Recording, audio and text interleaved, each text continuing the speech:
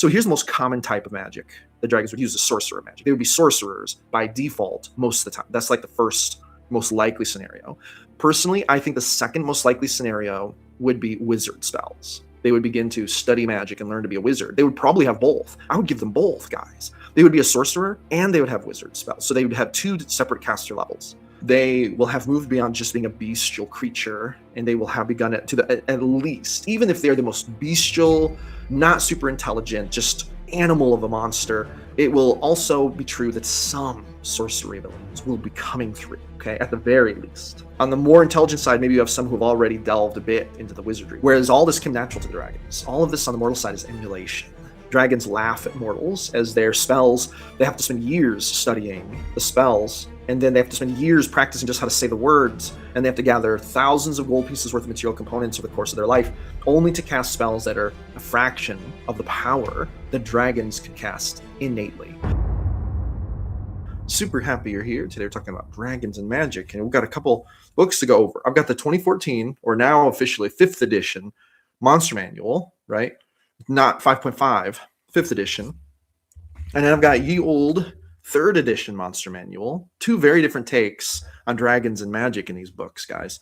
And we're going to talk about this because I think this is important.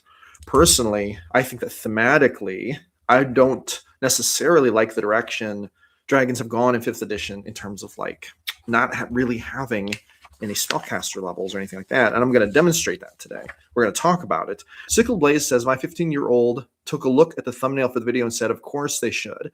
If someone says they shouldn't for pretty much any reason, then no one should really be able to cast spells. I agree with you. 100% I agree. However, we will see that, casting spells isn't really something in the 5th edition Monster Manual that overtly is a dragon thing. Sickle Blaze says, why can't a dragon worship a deity and have access to cleric spell lists, or make a pact with another creature for the warlock spell list, or even be naturally gifted for the sorcerer? I agree. Or for that matter, why can't they become a wizard, right? Bird says, I definitely always give my dragons magic. It just always seemed right. I agree. Sickle Blaze says, not to mention also the simple idea of some dragons being freakishly intelligent, so why not study the wizard spell list? 100%. All of these things could be true. And then Sickle Blaze also says, or maybe dragons who are very in tune with nature having druid spell lists. This came partially from the 15-year-old, but also the latter part was from me having a short discussion with him. Oh yeah, interesting. So a druid spell list would actually be very cool for dragons. I will admit I hadn't really done much thinking about that. But today what I want to talk about are red dragons. Specifically, I want to focus in on them, right? 5th edition red dragon artwork, actually metal.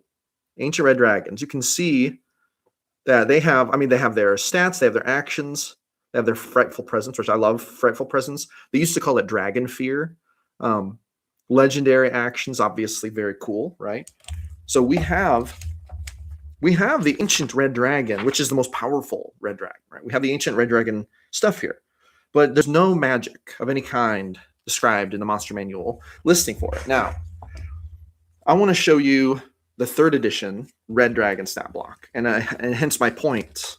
And this is why I sometimes go back to 3rd edition books for things like this, guys, because I personally believe that in some ways, like I don't really agree always with where they took them. They took dragons in more of a direction of being a beast, a monster, instead of being these highly intelligent, reasoning creatures, right? That are just as intelligent as the humanoids, if not superior in intelligence, okay? And so we're going to talk about this. I want to focus once again on the red dragon for comparison. The red dragon is like I think the classic example of a dragon, right? The red dragon is, in my opinion, probably the dragon that would be considered most classic. Okay, now the red dragon stat block is on a different page than the art, but here's the art for the red dragon in the 3rd edition Monster Manual, okay? Pretty metal. I love it. Actually love the art in the 5th edition manual too, or in the 5th edition Monster Manual. Very, very cool. Crossheart says, as a DM of a player playing a dragonborn sorcerer, my answer is yes, dragons should use magic. Do they cast arcane spells or use dragon abilities that wizards took inspiration from? That's up to the DM. That's an even bigger question. Do they use dragon abilities that wizards took inspiration from? Maybe their form of magic is special. It's like inborn dragon magic. But I would like to draw your attention to the Dragons stat block for 3rd edition. Okay. Well, let's see. It's like backwards in here. Okay. Dragons by age. We see that they have a fear DC, which gets really crazy high. They have their saves, their breath weapon. But then you'll see on the bottom, red dragons abilities by age, special abilities. We've got these damage reductions and stuff. But then we have caster level. So we can see that a mature adult is actually a 9th level caster. A great worm is a 17th level caster, guys. Or no, 19th level. So a 19th level caster. That's basically the equivalent of an ancient red dragon in 5th edition D&D. But keep in mind, a great worm has a fly speed of 200 feet, strength of 45. Has damage reduction of 20, unless they have at least a +3 magic weapon. To get through the damage reduction requires at least a +3 magic weapon. +2 magic weapon, 20 damage reduction on every hit. Unless you do over 20 damage, you're not even getting through, right? So dragons, first of all, were just nastier in 3rd edition. They were so crazy powerful. And I thought that was appropriate. Of course, you could send small dragons at your group that were not as big and nasty. But in 5th edition, the dragons aren't casting any spells. Personally, I disagree with this. And I believe that by the time a dragon has become an adult, they probably would have gone one of two paths. Either they would have gone a more bestial, feral route, or they would have gone the route of casting spells, using magic, studying, learning about the ways of magic, right? So there's a difference there, and I think that it is actually a good thing to think about. Now, let's look at the dragon age categories, because I actually think this is important, and this is how I conceptualize it in my games. Dragon age categories, okay?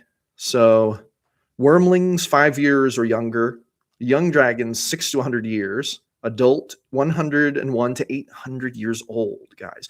Now we're talking about the lifespan of an elf. Or ancient, 801 years or more. They're gargantuan. There's more than enough time there to study magic, to become very, very proficient at magic.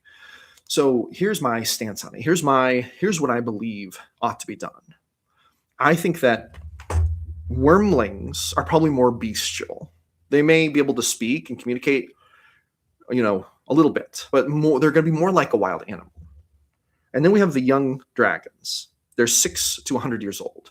This is like, these dragons may retain more bestial, behaviors. They may still act more like an animal than a reasoning being. They may have the ability to, do diplomacy. They may be it's like some humanoids are intelligent enough to lead an army, but some humans, like, they would be overwhelmed. They don't really have the faculties for that. So you have some dragons who are maybe very, very highly intelligent. And then you have some dragons that are more like a dog or a cat, in the sense that they're just more like a ferocious, very highly intelligent beast, right? But then, no matter what kind of dragon it is, then we start moving into the realm of adult, which is 101 to 800 years.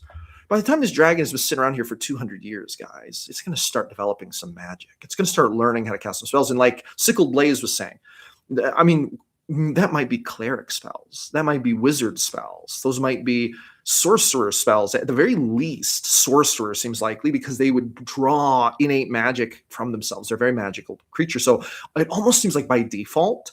So here's the most common type of magic the dragons would use: is sorcerer magic. They would be sorcerers by default most of the time. That's like the first most likely scenario.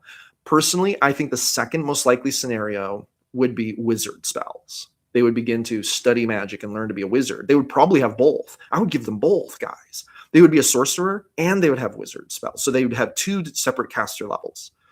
Hello everyone, I'm the GM Philosopher. I hope you are enjoying this video about dragons. I really enjoyed making this one. Listen, I want to just let you know that if you are running games, if you're a game master and you want to increase emotional resonance in your games, you want to keep your players coming back for more, then I would highly recommend that you grab my premium ebook, The Advanced Art of TTRPG Game Mastery, Deep Philosophy, Insights, and Tactics for the Experienced GM. This is my newest and best ebook yet. If you want to run games that'll really keep your players coming back wanting more, build emotional resonance and glue that's going to keep your games together, keep your stories riveting, then my entire guide to that, you can find that in the description, is an ebook 50 pages, 24 years of game mastering, running emotionally resonant games, packed into 50 pages. You're not going to miss it. Make sure you grab it while it's still available for a low introductory price. I really appreciate all of you. And every single ebook sale goes to support the channel. So I really appreciate that too. All right, everyone have a great day. Let's get back to the video. Dirty Sock says, I say, hell yeah, I would limit it to the older generations of dragons. Young and below, low-level spells maybe, but not big spells, I would say. Adult and above should have at least 5 spell slots. I agree. I totally agree.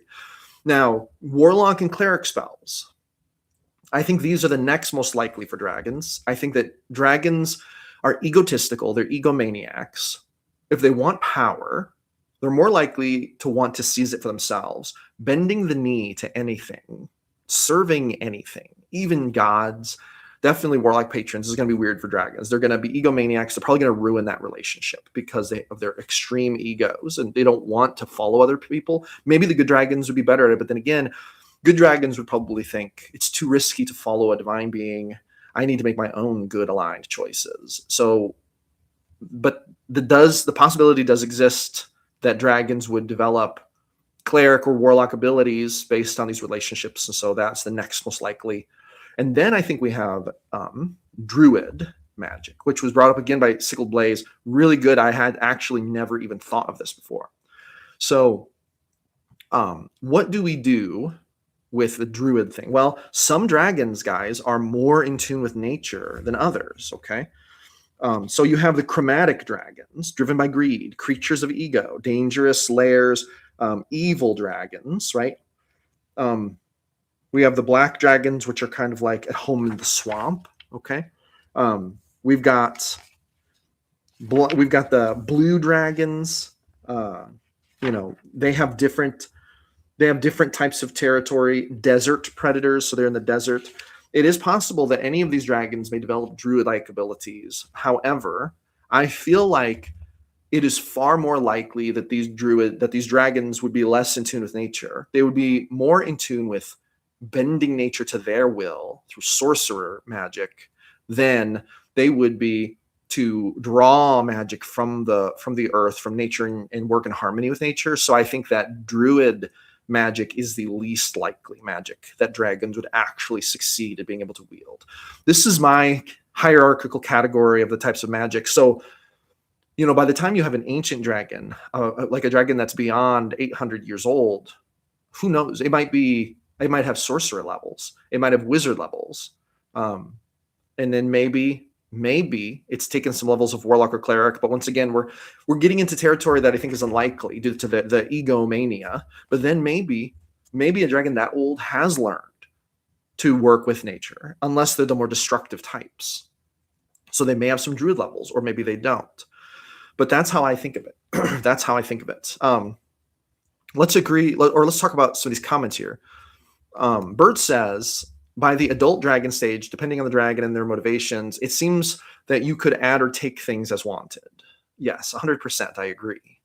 Sickle Blaze says, depends on the dragon. Serving deities isn't a problem as Bahamut is a deity. Well, so is Tiamat, right? And he has many followers, including other dragons. That is way more likely than them serving some, god or goddess depicted as a humanoid. I agree there. That is super true. In my homeworld state, there's the dragon god Scalathar, the Crimson Rite, the eternal flame. The dragons in my world, most of them worship him, and they follow him as like a god king. He has declared himself the one true god of Genesis, although none of the other deities agree. So there's that. He could give them cleric spells. So this makes sense. But that is, a good Sickle Blaze. You're right about that.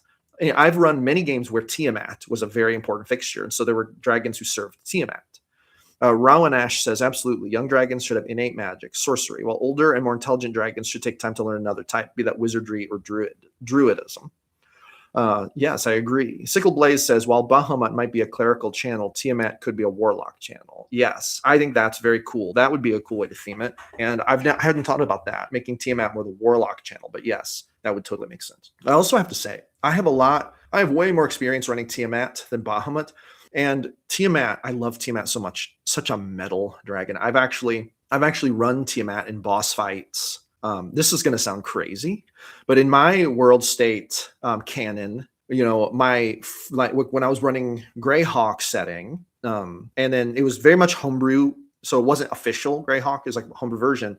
This is going to sound crazy. Tiamat first fought against the party, but then there were epic level times later on when Tiamat fought with the party, overthrowing the overgods because they were causing problems. And so Tiamat joined with the group, and it was a wild battle. But by that point, my players were in epic levels and nearly gods themselves. And they had thrown down with Tiamat already a handful of times, so they kind of knew each other. That's where we were at in that, which was so much fun. And it took years to get to that point. But Dirty Sock says, so in short, yeah, but I would somewhat limit them because they are already this powerful, unless it is your end boss campaign BBEG, then pump it full with everything. Okay, so I actually have something to say about that, which, by the way, guys, smash that thumbs up button if you would. Hit that subscribe button if you haven't already. Drop me a comment. Let me know what you think about this. Welcome to the chat. This is the channel, GM Philosophy, where we empower game masters to run better games. So make sure you hit all of the stuff. Give me that YouTube algorithm juice. Okay, so I want to say this. I think dragons should be so scary. Like, I think that when the group realizes they're going to have to fight a dragon, they should be high-key afraid, terrified. They should probably think, oh no, we probably shouldn't fight it. We should probably run. In my game, that's kind of the vibe I try to send. And actually, dragons have been pretty rare to be seen by players in my world. Up until last week, my Wednesday night group actually fought an adult gold dragon whose mind had been twisted by Scalathar. So gold dragons are usually lawful good. This dragon had turned to more like neutral evil because it had been re-educated by the Crimson Rite, which is crazy, but that's what happened. So this dragon was like attacking them, and it had a scarred face, perhaps the scar left by Scalathar during the re-education, where this dragon's mind was literally twisted into obedience to the great red dragon god. But like the group, I mean, they had to really pull some shenanigans to beat this dragon. What they ended up doing, the way they defeated it, was by putting one bag of holding into another and tearing open a rift to the astral plane. That was the only way they could get rid of it, because it had already taken down like 3 party members because it had gotten 2 breath weapon attacks, and it was trying to get its third. One more breath weapon and they would have been virtually taken out. It was a very tough battle. And they were like, oh my God, what are we going to do? And that's how I like it to be with dragons. I like it to be so scary that the players are like, oh my God, oh my God, oh my God. I feel like that's a fun effect I like to play with in my world. But anyway, okay, let's see here. Roanish says there was a different YouTuber who pitched dragons as the angels or devils of the material planes. They absolutely could use druid magic. Oh, I'm sure they could. I just feel like it would be unlikely that they would grow that in tune to nature, where they almost see nature as something to serve. Because I see dragons as being so egotistical, even the good ones. It would probably be more like, oh no, nature should obey me, not me work in tune with nature, which is what I kind of feel like the opposite of what druids do. That's how I feel about that. But they totally could. I'm not trying to say they can't. I just feel like that's why I would call it the least likely form of magic. Crossart says, when I think of a dragon with cleric or warlock levels, I see the god devil coming to the dragon to make a deal, sharing their magic in exchange for a magic item or service. Yeah, no, totally. I could totally see that also. I also see, though, that I just find it. So imagine this: a god comes to the dragon and says, "Hey, I'm going to help you do this thing," and then I'll give you power if you go take out these adventurers for me, or whatever it is, right? The dragon's like, "Oh, you're going to give me power? What are you going to give me?" And then the god gives them cleric powers. So the dragon's like, "Okay," and then the dragon goes and with tenacious fervor attacks the party and tries to take them out. But what if the dragon succeeds? Now what? Is that dragon going to continue to live serving that god or deity? I highly doubt it. I highly doubt that dragon's going to continue to actually fervently worship that god. And yeah, maybe they'll keep the magic, but I just feel like that'd be like a long shot to get the dragon that interested in that for that long. Because what the dragon really would want to do is have its own free will. Oh, serving a god may seem too oppressive to the dragon. It conflicts with its ego. This is how I see it. Even the good ones, I feel like. Sickle Blaze says, in my Goblin Cave campaign, the party eventually finds out that Bahamut has been corrupted by a cult, and he and other deities want the party's help to find who is doing it and ending them. Oh, wow. That's pretty crazy. Wow, it's crazy that a cult could corrupt Bahamut. That's actually crazy. It's crazy that they could even have a chance. It must be a very powerful cult. Bert says, in one of my past games, my party was supposed to fight Bahamut, but the campaign went defunct. Such is life, unfortunately. The best laid plans of mice and men oft go awry. Sometimes we roll a natural 1 on the fate counter, and the players stop showing up. One of them gets married, one gets a job, one has a baby. Before you know it, everyone is too busy to game. Such is life. And this is partly why I like to run pig games, because there are some people who want to play D&D on very specific terms. Like maybe they can only play on Thursday nights at 8 p.m., but they can only play on Monday mornings at 10. But obviously maybe their friends can't get together and they don't know anyone playing at that time. So joining a paid game could be a way for them to actually get right down to it, play the kind of game they want in the time slot that works for them. I do run paid games, by the way. Find my link in the description to my Start Playing games. Join one of my games if you think we might be a good fit. Would love to have you. So here's what I feel like I would probably do. By the time a dragon has reached 100, 200 years old, their innate sorcery abilities will inevitably have begun to come out. They will have moved beyond just being a bestial creature, and they will have begun at least, even if they are the most bestial, not super intelligent, just animal of a monster, it will also be true that some sorcery abilities will be coming through, okay, at the very least. On the more intelligent side, maybe you have some who have already delved a bit into the wizardry. Because here's another thing I think. Dragons are not going to get into magic as early as humanoids, because humanoids have society and civilization. Humans and elves, sometimes they're teaching their children magic from a young age. Dragons do not have this. Dragons are born basically a solitary predator, and they must not only survive amongst other dragons, but they're going to be more like a loner, right? So there's really no one around to teach them magic. They would have to go seek this out. Everyone's afraid of them. Everyone's going to get dragon fear and run, right? All the adventurers are going to try to kill them. So it's going to take them longer to develop it. But once they hit like that 100-year mark, I mean, they're probably beginning to dabble in wizardry. Now fast forward to 200 years old. They've had a whole human lifespan to learn wizard spells. Now they're probably a much more accomplished sorcerer. They also have some wizard spells. Now, fast forward to like 800 years. They've had an elf's lifespan to learn magic. They are probably a very, if they've practiced it, they're a very experienced sorcerer. That doesn't mean they've practiced it. So their sorcerer levels might have gotten, kept kind of low if they didn't practice it. If they just used it when they're fighting, blip, blip, blip, casting spells, but they didn't practice between times, they're not going to have developed it. Same is true of wizard magic. If they don't study, they're not going to learn it. They have to be interested in reading the books, studying the lore, learning the spells, gathering the components even, are going to have the opportunity to be very high-level wizards. The dragons who are willing to put in the discipline to learn their own sorcerer powers, they could be very high-level sorcerers. I'm not saying that it's always going to be true that every dragon is going to do this. It's probably more true that only exceptional dragons are going to chase it to this point, right? So that's what is going to happen. But at the very least, at 800 years old, these dragons are going to be sorcerers and wizards. And then the cleric, the warlock stuff, that kind of depends on your setting. But let's say in my setting of Regenesis. Crossheart says, what you're saying is intelligent dragons might be more competent casters. I think they would be more competent wizard casters, but the charismatic dragons would obviously be more competent sorcerer casters. But they may dabble in both. But I'm just saying the likelihood is very strong that dragons are either going to develop quite a few sorcerer levels or they're going to develop both. I think sorcerer levels are going to be a given, but also perhaps wizard levels. But then let's take my homeworld state of Regenesis, and where we have the dragon god Scalethar, who is very much actually a being who has dipped a toe into divinity. He has the ability to give his clerics power. He could give dragons cleric power. So now we got dragons serving him. And by the way, he's not like a benign god. He is forcing all of the dragons to bend the knee. He's like seeking them out and literally holding their nose in the dirt, standing on them, and then using magic to corrupt their mind and physically oppressing them until their minds warp into subservience to him. Like that's what he's been doing to the big dragons in Regenesis, and then those dragons in turn go out and do it to the smaller dragons. So most of the dragons are under Scalethar's control. He did kill a few of them. Some of them were too big. The biggest ancient dragons were too big for him to warp. He had to kill them, but he did kill them. He killed Gul Nelithral, the largest ancient white dragon, who stood up to him saying, you're not going to take over Dracoria. You're not going to become some dragon god, not on my watch. Gul Nelithral was evil. He was an evil monster, but he wasn't as evil as Scalethar, and he did try to stand up to him.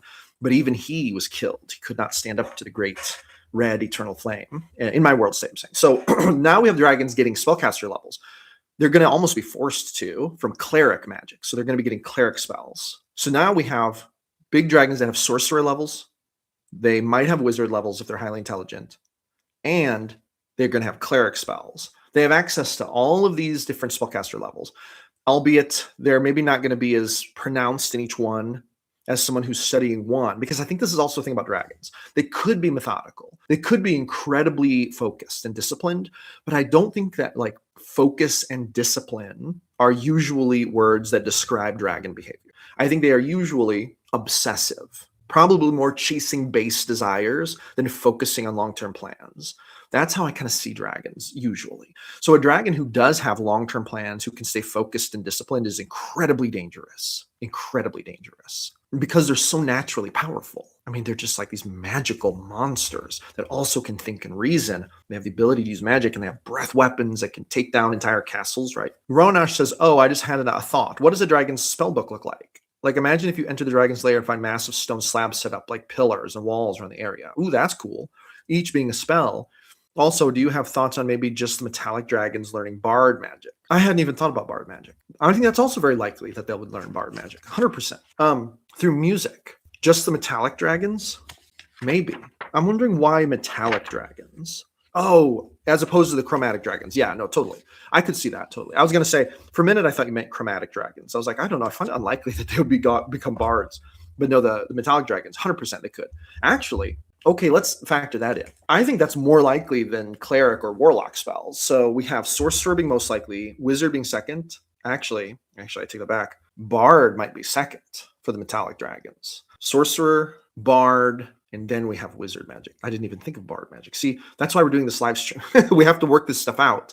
None of this is in the monster manual, guys. What were they doing? What were they doing? What were they trying to give us? Big cats and dogs that can breathe fire? I just don't agree. I think that there's too much lore out there giving us dragons who are more powerful than just a big beast.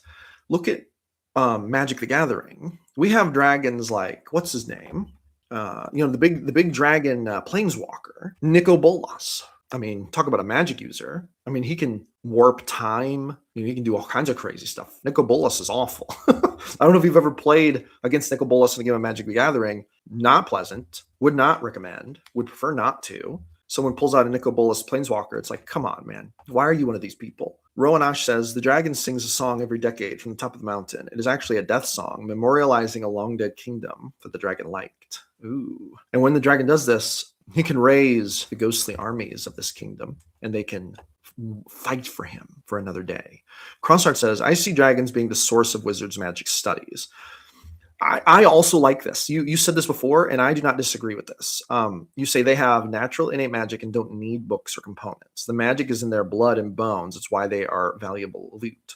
Okay, so what you're saying is there is almost another kind of magic. They use wizard magic, but they do not require books. It does not require intense intelligence study. It does not require physical components, because the source of what mortals practice as wizard magic, the source of that is actually the knowledge of the dragons, natural dragon magic. So it's not even sorcery. It is dragon magic. And then the mortals have learned it, but they need to study it through books. They need to write glyphs. They need to memorize long incantations. They need material components to emulate what dragons do, and that becomes wizard magic. This seems very likely to me. I like this. I think that this is a very good direction to take it in. I really do like this. Actually, I might like that even better than what I've been proposing. I think I might like it better. I think that dragon magic as a precursor to wizard magic might be what they're doing. This is very good. I really do like this. Bert says, what it seems like this is coming down to is dragons having their own class of magic. Balancing would be a challenge. I don't think it'd be a challenge. Make it really powerful. Make it almost impossible to defeat them. And then we have it balanced, because dragons are they're supposed to be so crazy scary, right? Zytek says, in the past, 3rd edition, for example, dragons had sorcerer's levels, if I remember correctly. Oh yeah, we've been talking about that. Earlier in the live stream, I showed the 3rd edition stat blocks. They literally had caster levels. That's partly what inspired this conversation. So Zytek, you're exactly right. Crossart says wizards have to study the magic after effect of what dragons do naturally. They need shortcuts. I agree. Ronash says Crossart is definitely onto something because don't 3E wizards automatically learn Draconic as a language? I always thought of wizard spells needing to be written in Draconic. Maybe. I do not remember that being a specific language that they learned, but it could be. Maybe that's a cool thing to add. The original magical language, all of the spells were in Draconic. So I could see there being a case to be made that if you do not speak Draconic, it's harder to cast spells because the native language of magic was Draconic. This is cool. This is very cool. So if dragon magic is the source of wizard magic, and then Draconic was the original language. So wizards, maybe at first they had to learn Draconic just to cast wizard spells, and then over time they've of course evolved, and now elves can cast spells, humans cast spells in common, elves can do it in elvish, dwarves can cast it in dwarven, but it's more difficult. They've had to have centuries of refining the practice. That's why they need to study. It's almost like learning a whole different language, learning these these verbal incantations and such, and also drawing out glyphs and things like that. Whereas all this came natural to the dragons. All of this on the mortal side is emulation. Dragons laugh at mortals as their spells, they have to spend years studying the spells, and then they have to spend years practicing just how to say the words, and they have to gather thousands of gold pieces worth of material components over the course of their life, only to cast spells that are a fraction of the power that dragons could cast innately. I think Crossheart has this nailed. I think that this, combined with Zytek's idea about the Draconic being the language, I think this is setting a basis for what I think would be the best thing to treat dragon magic as. I think this is really good. Now, I don't have any 4th edition books, but what were dragons doing in 4th edition? Let me see. I'm going to Google this. But in 4th edition, were dragons casting spells, or were they more like monsters? Yes, dragons in 4th edition D&D can cast spells, but it was generally handled differently than in other editions. Instead of having a wizard-like spell list, they often had innate thematic magical abilities, spell-like powers, or specific spellcasting actions tied to their role as arcane creatures. They were designed to be magical, not just melee beasts. Okay. So they had innate magic. Many dragons possessed innate spellcasting capabilities, often linked to their age or type. They had thematic powers. Arcane Master, some, such as the Orb Dragon, were explicitly designed as spellcasters that could manipulate magical energies, detect magic, and mirror other spells. Customization. DMs could add spellcasting capabilities to any dragon, allowing them to use spells as standard or in some variations as part of their unique powerful abilities. And of course, there were optional rules for giving dragons access to spellcasting, often enabling them to use their charisma modifier for their spell attacks. Okay, so in 4th edition, the dragons could use magic, but they were more like, they didn't get spellcaster levels per se. It was more like innate magical abilities, kind of like you see on some monsters in the monster manual. They have some innate magical abilities, like the hag, right? The hag has some magical abilities, doesn't necessarily have spellcaster levels, does have some spells in their abilities listing that they have access to. So it plays back to the spellcasting descriptions, but it's dealing in individual spells instead of spellcaster levels, which makes sense to me. So that's what they were doing in 4th edition. What about back in 2nd edition? Yes, dragons in 2nd edition, advanced D&D, could cast spells. As they aged, dragons gained the ability to cast arcane spells and sometimes priest spells as innate magic, acting as spellcasters of a specific level. These spells were cast verbally, typically requiring no books or components, and varied by dragon type. Key details regarding 2E dragon spellcasting were innate spellcasting, we just talked about that, no components. Generally, they did not require spellbooks, components, or prayer tomes, relying on verbal concentration. Limitations. While casting, dragons cannot use their breath weapon, make physical attacks, or fly, except for gliding. Oh, interesting. Okay. Dragon mages. Some dragons took a dragon mage path, giving up innate casting to study like wizards. Okay. Randomness. Spell selection was typically determined by the DM or by rolling on a table, creating a diverse spell list. I like that. I love rolling on random tables for all kinds of things. Let's see what other typical lore says about this, okay? Elder Scrolls, Skyrim. Dragons are considered divine, semi-immortal creatures whose souls are intertwined with reality.